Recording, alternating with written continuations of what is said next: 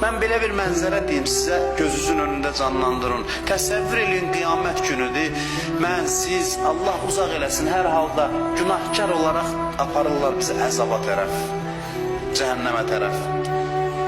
Birdən görürük ki, bir nurani adam dayanıb, baxırıq deyirik, bu kimdir? Deyirlər, bu Əli ibn Əbi Talibdir. Bunu deyəndə deyirik, icazə verin, bir dəqiqə saxlayın, onsuz da əzaba gedirəm. Saxlayın, heç nə istəmirəm, bir dənə onun camalına baxmaq istəyirəm. Fürsət verin, ona tamaşa edeyim. Mən bir ömür ona aşık olmuşam.